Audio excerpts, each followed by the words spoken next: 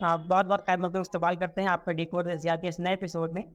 एक ऐसा इशू जो आजकल बहुत ज़्यादा यूथ के बीच है वो है मेंटल हेल्थ।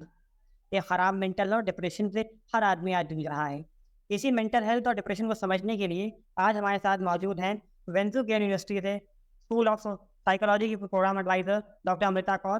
मैम, आपका बहुत बहुत शुक्रिया, आपने हमें टाइम दिया and thank you very much. Thank you. Thank you, Anne, for inviting me. जो पहला क्वेश्चन किसी भी चीज़ में पूछा जाता है या कहीं समझने के लिए जो वर्ड डिप्रेशन है, इसको डिफाइन कैसे किया जाएगा? डिप्रेशन क्या है? डिप्रेशन को अलग अलग लोग अलग अलग तरह से डिफाइन करेंगे।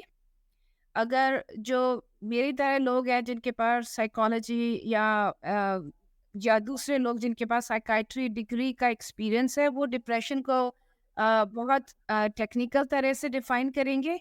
लेकिन अगर हम लेमैन लैंग्वेज में बोलें, तो अगर आप किसी आम आदमी से पूछेंगे कि डिप्रेशन को डिफाइन करें, तो वो इस तरह से डिप्रेशन डिफाइन करेंगे कि अ, किसी का ये बंदा किसी चीज़ में इंटरेस्ट नहीं ले रहा है, या लोगों से मिलता जुलता नहीं है, या बातचीत नहीं करता है, या बुझा बुझा सा रहता है। ठीक है। और अगर मैंने जैसे बताया कि अगर क्वालिफिकेशन के हिसाब से एक टेक्निकल डिप्रेशन की डेफिनेशन होती, ये एक मूड डिसऑर्डर होता है। और इसकी डेफिनेशन बेसिकली ये है कि we call it persistent feeling of sadness. You are always sad and you don't want to do anything.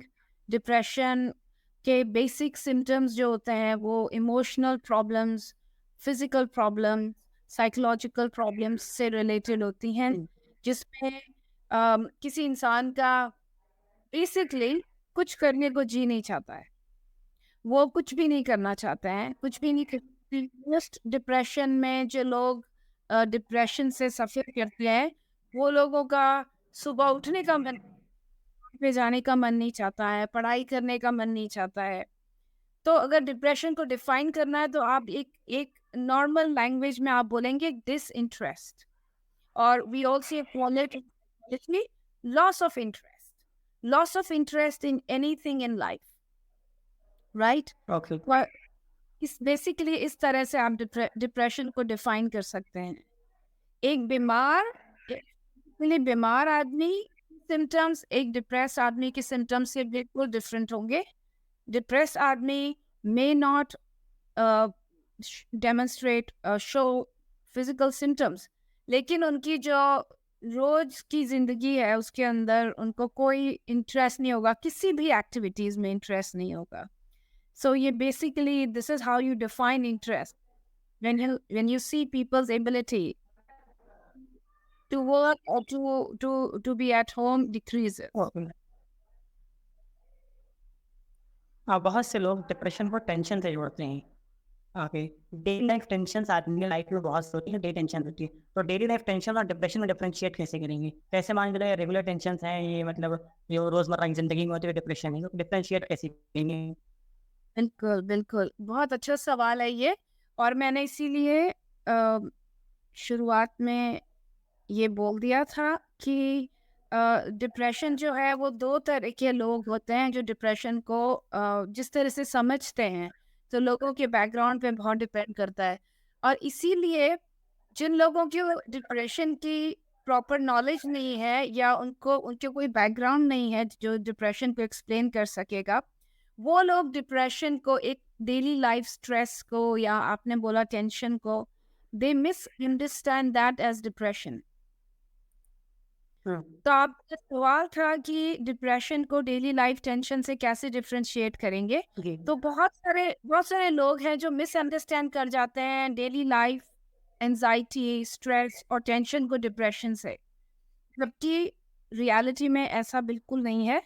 Depression जो है वो बहुत सीवियर डिसऑर्डर कहलाता है साइकोलॉजी में, और डेली लाइफ टेंशन्स जो है वो मोमेंटरीली होती है, वो आपकी किसी एक पर्टिकुलर इवेंट से रिलेटेड होती हैं। फॉर एग्जाम्पल, आपके पास पैसे खत्म हो गए तो आपको पैसों की टेंशन हो जाएगी, और आपको पैसों की स्ट्रेस हो जाएगी, या आपका एग्जाम है, आपको एग्जाम से एंजाइटी हो जाएगी। लेकिन डिप्रेशन उससे कहीं ज़्यादा सीरियस है। And depression is not short term like stress anxiety. Stress और एंजाइटी आपको मे बी एक दिन हुआ या दूसरे दिन हुआ या आपकी प्रॉब्लम सॉल्व हो गई तो आपकी स्ट्रेस चली गई, एंजाइटी चली गई। Depression is a disorder which is diagnosed through a particular process. तो डिप्रेशन जो है, समटाइम्स डिप्रेशन का कॉज पता करना भी बहुत मुश्किल हो जाता है, although there are identified causes of depression, लेकिन वो बहुत दिक्कत दिक्कत उनको वो बहुत डिफिकल्ट हो जाता है डिप्रेशन डायग्नोस करना। बाकी स्ट्रेस और एंजाइटी जो है वो एज आई सेड मोमेंटरली होती है, छोटे टाइम के लिए होती है, एक क्लियर प्रॉब्लम से एसोसिएटेड होती है। जैसे ही वो प्रॉब्लम सॉल्व हो जाती है तो आपकी एंजाइटी कम हो जाती है, आपकी फिक्र कम हो जाती है, आपकी स्ट्रेस कम हो जाता है। लेकिन द ट्रीटमेंट और दोनों के जो सिम्टम्स हैं वो भी बिल्कुल अलग हैं। जो आपको नॉर्मल स्ट्रेस होता है उसको आप थोड़ी देर के लिए भूल जाते हैं, या आप किसी तरह की एंटरटेनमेंट से या कुछ और एक्टिविटी में खुद को इन्वॉल्व करके उस चीज को भूल जाते हैं। लेकिन डिप्रेशन में ट्रीटमेंट इज कम्प्लीटली डिफरेंट और डिप्रेशन की सिम्टम्स आर कम्प्लीटली डिफरेंट। ठीक है, तो ये बहुत बड़ी मिसअंडरस्टैंडिंग है कि लोग इन टर्म्स को डिफरेंशिएट नहीं कर पाते हैं। इसीलिए बिकॉज दे थिंक ये तो टेंशन हो रहा है, ये तो स्ट्रेस हो रहा है, ये तो एंजाइटी हो रही है, they treat depression lightly and we should treat depression lightly. Depression is a serious psychological disorder that requires a very good treatment. ठीक है, तो मतलब जब जो भी आपकी पॉडकास्ट को सुनेगा उनको मैं ये समझाना चाहूंगी कि these terms should be used very carefully. You cannot tell stress is depression. No, it is not.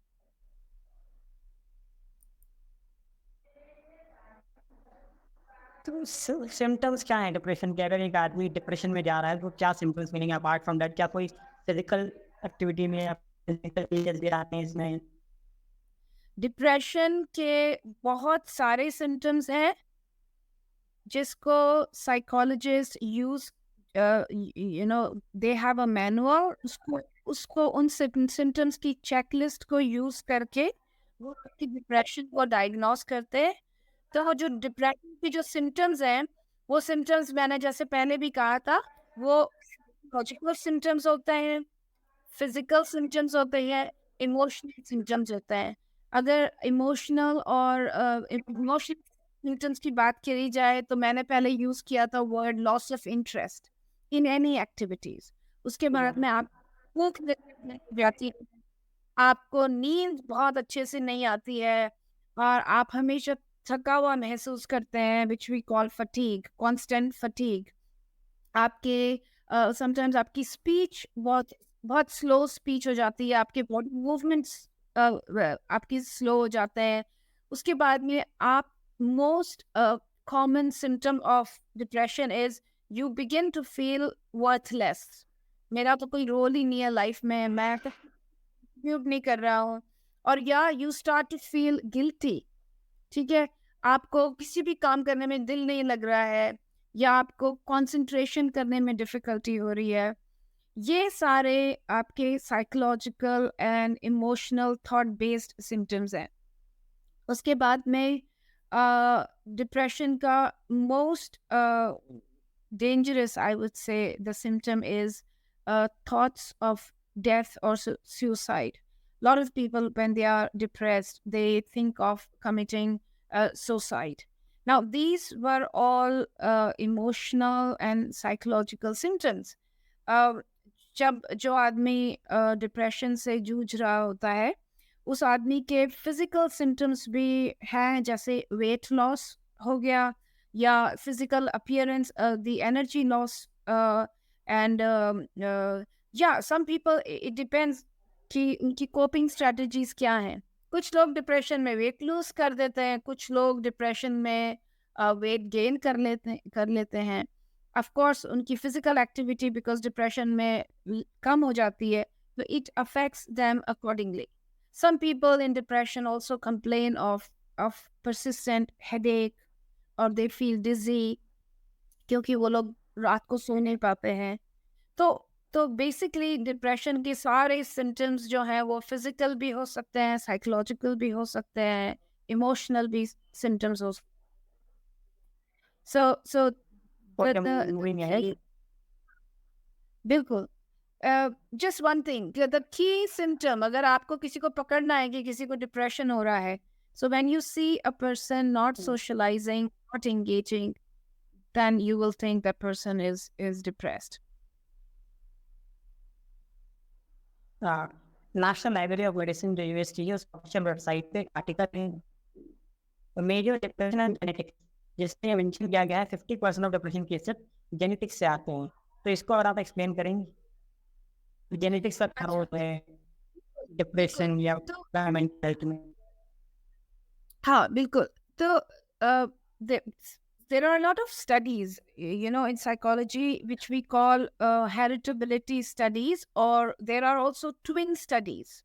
So these are kinds of studies that are conducted to determine कि genetics का क्या role है psychological disorders में, ठीक है?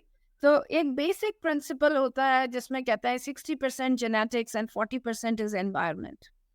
तो अगर हम डिप्रेशन की ही बात करते हैं, तो डिप्रेशन के अंदर the research is still going on, and जैसे इंग्लिश में इसको बोलते हैं, there is still no consensus, there is no you know a conclusion, a definitive conclusion कि डिप्रेशन जेनेटिकली इनहेरिटेड होता है या इट इज कम्प्लीटली एनवायरमेंटल.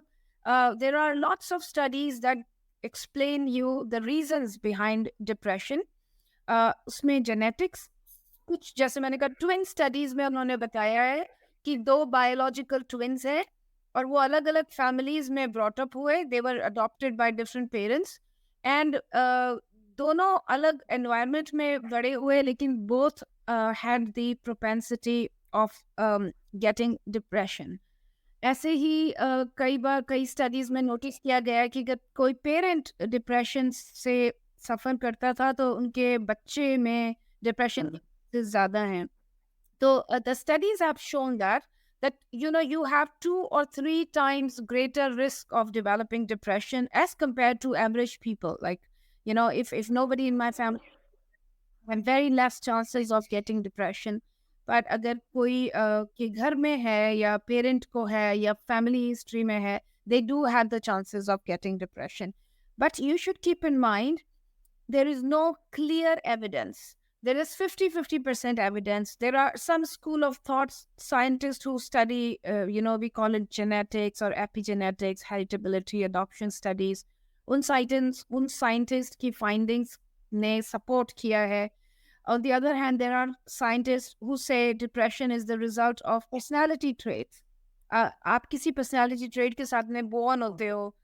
कुछ लोग कहते हैं it is environmental factor. आपने different conditions जो रही आपके life में, किसी तरह की violence, neglect, any kind of abuse, वो reason हो सकता है. कुछ scientists कहते हैं it is because of biochemistry. It's about you know what happens in your brain and what kind of hormones or chemicals आपकी जो body जो give out करती है, उसकी वजह से depression है. So there is a mixed thought, and we do not have, as I said, 100% evidence that depression is heritable. There is some evidence that suggests it is heritable, but there is some evidence that suggests it may not be heritable. You also talked about lifestyle, environment. तो इसलिए अगर एक आदमी web series है elite, तो उसने बहुत rich है लेकिन वो डिप्रेस है, तो क्या एक अच्छी लाइफ स्टाइल मिलने के बाद भी आपको मेंटल हेल्थ इलनेस या इश्यू हो सकते हैं? एग्जैक्टली.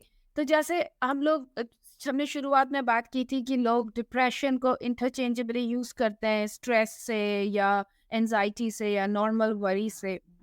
ऐसे ही लोगों के अंदर बहुत सारी मिसअंडरस्टैंडिंग्स हैं डिप्रेशन के फैक्टर्स के लिए. जैसे अभी आपने कहा कि वो वेब सीरीज में कोई लड़की है, पैसे है, तभी सुसाइड कर लेती है. Now the first thing is, our misunderstanding is that one cause of depression is lack of financial support और अगर आपके पास पैसे कम हैं तो आप दुखी हैं, और आप दुखी हैं तो आपको डिप्रेशन है, जबकि ऐसा रियलिटी में नहीं है। हमने पास्ट में बहुत सारे हॉलीवुड के स्टार्स को देखा है, जो I think robin Williams was one of them. He was a very successful, accomplished, rich actor, but he committed suicide maybe because he was suffering from depression. तो इसीलिए कहा जाता है कि डिप्रेशन बहुत ही कॉम्प्लेक्स फिनोमिना है। एक क्लियरली कह देना कि पैसों की कमी या मतलब किसी सपोर्ट की कमी, प्यार मोहब्बत की कमी, उसकी वजह से कोई डिप्रेशन में आ जाता है, it is very difficult to say. इसी के लिए सम साइंटिस्ट आर स्ट्रगलिंग कि depression is not lifestyle. The reason could be your biochemistry. How is your brain working? What are your thought processes? जैसे बॉलीवुड, जो मैं हॉलीवुड स्टार की बात कर रही हूँ, he had apparently everything in his life, लेकिन there was something that was missing, or maybe there was something wrong with his thought process which nobody knows what was that he was missing. तो depression के causes are still very unknown, इसीलिए इसको depression को कहा जाता है बहुत complex phenomena है। It is not stress, it is not anxiety, it is much more than that. और इसके मल्टीपल, जो साइकोलॉजिस्ट हैं, साइंटिस्ट हैं, इसके मल्टीपल कॉजेज बताते हैं। और lifestyle could be one.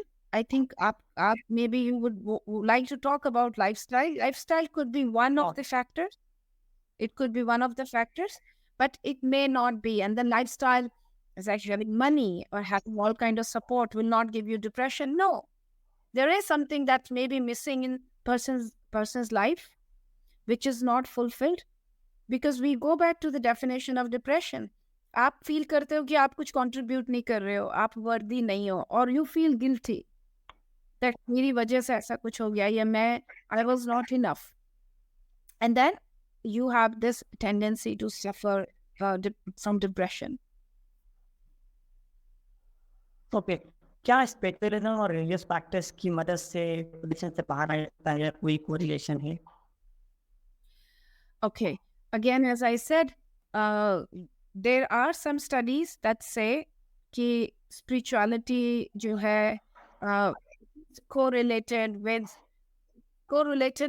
more peace actually, right? Peace. अगर आप anxious हो और आप stressful person हो, तो आपको, because first of all, when you talk about spirituality, there are different kinds of spirituality.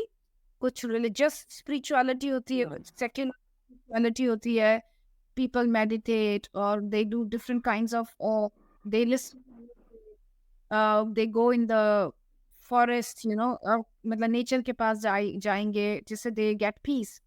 Now,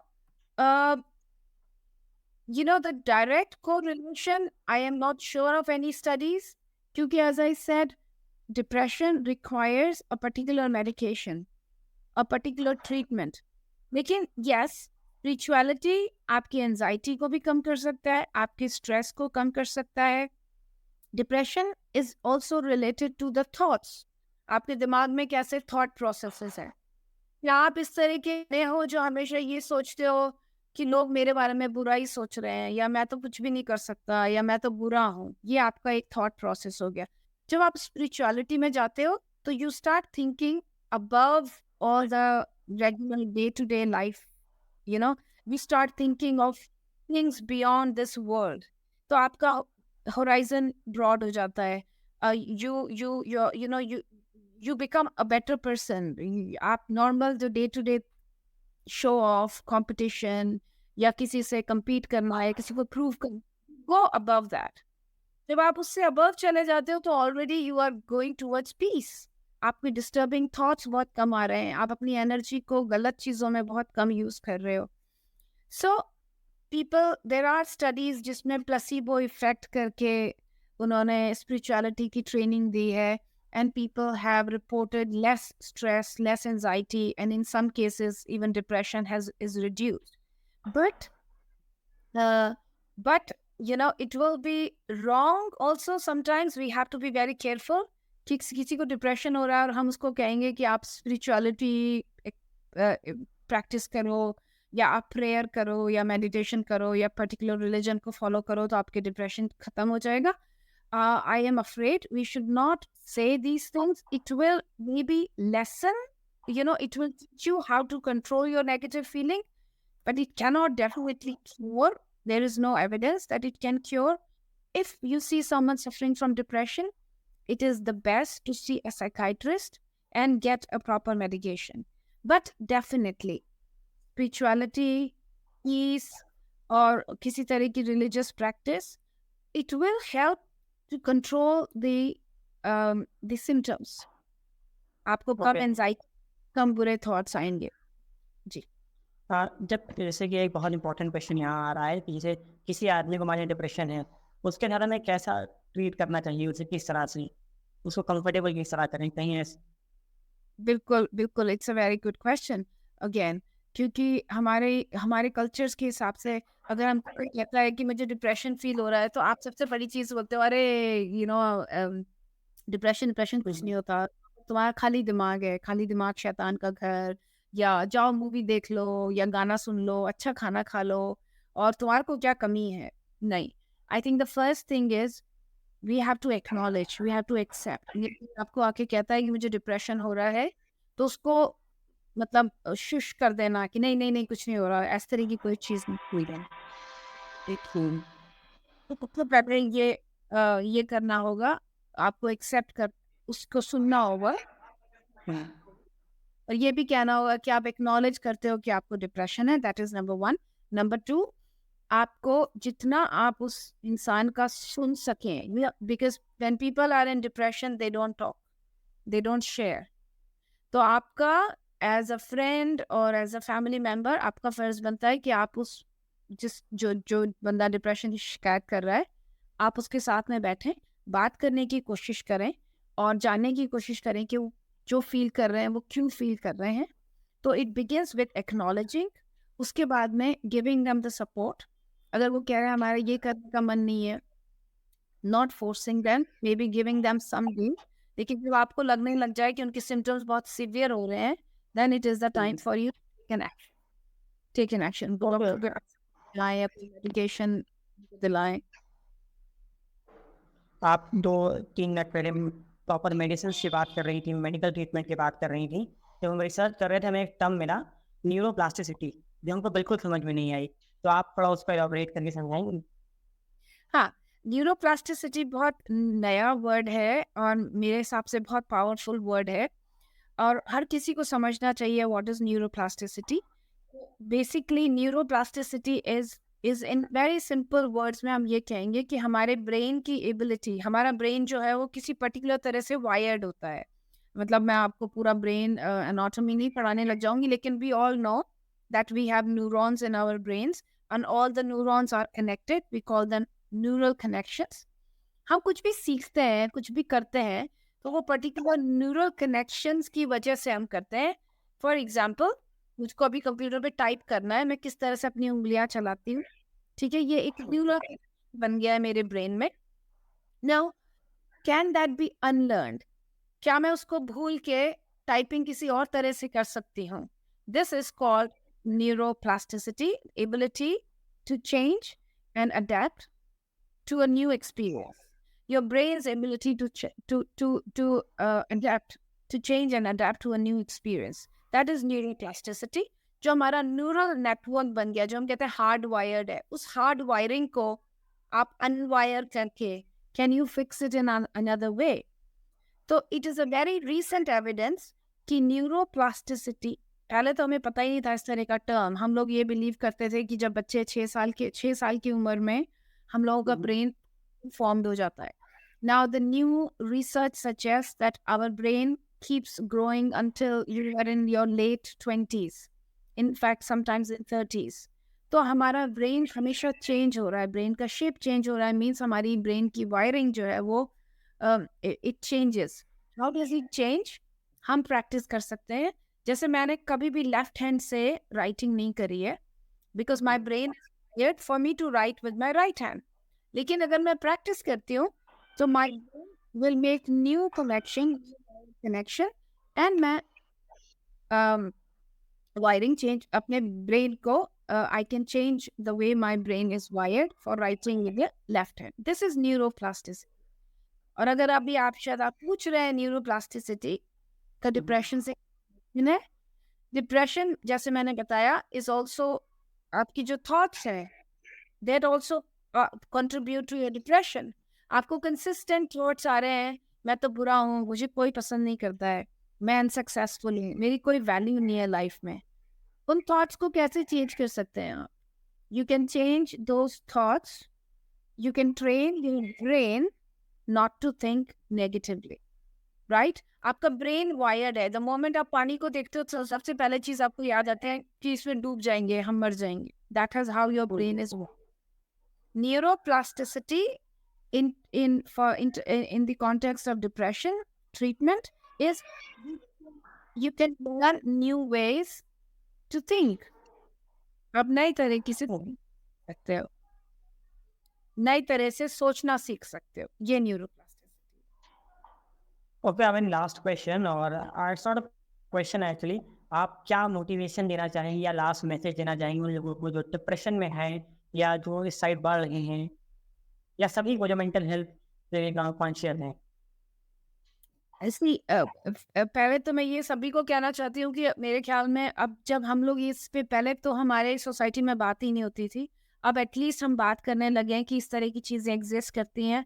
suicide rate India में phenomenally high है। First thing I would like to say, आपको mental health problem है या नहीं है, we should all start reading, talking about it. जैसे आप podcast बना रहे हो, इस पॉडकास्ट को सब सुनेंगे, सबको इसकी नॉलेज होनी चाहिए कि इस तरह के इश्यूज हमारे साथ में है। There are lot of people dying because of mental health and depression issues.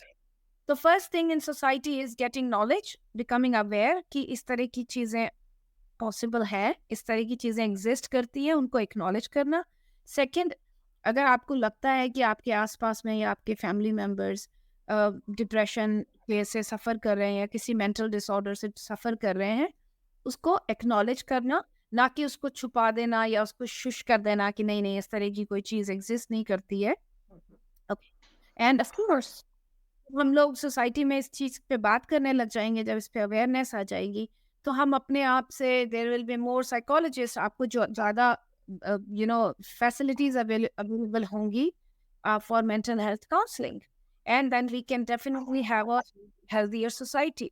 Of course at the same time हम लोग उस पर भी काम कर सकते हैं कि क्या फैक्टर्स हैं। जब हम लोगों से बात करते हैं तो हमें पता चलता है कि एंजाइटी के, स्ट्रेस के, इफ नॉट ओनली डिप्रेशन, क्या फैक्टर्स हैं।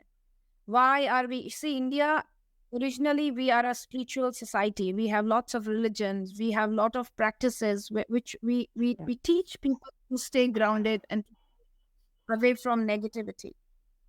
लेकिन उसके बाद भी देर आर रीजंस हमारी सोसाइटी में भी आ रहे हैं, इकोनॉमिक डेवलपमेंट के करके, और हमारे यहाँ पे अनइक्वल वेल्थ का डिस्ट्रीब्यूशन है, उससे भी बहुत सारे लोग डिप्रेशन में आ जाते हैं कि मैं सक्सेसफुल हूँ या मैं कुछ नहीं कर पा रहा हूँ।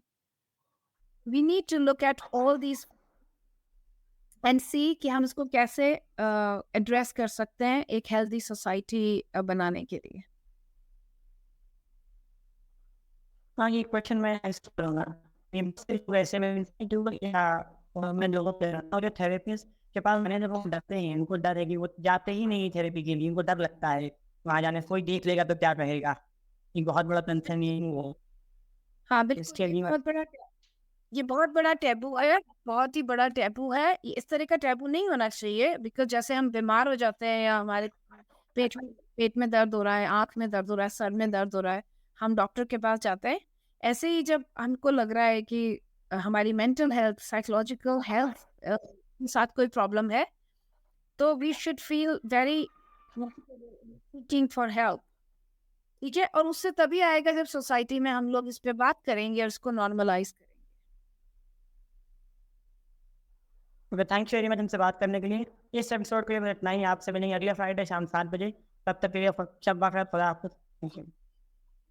Okay, thank you.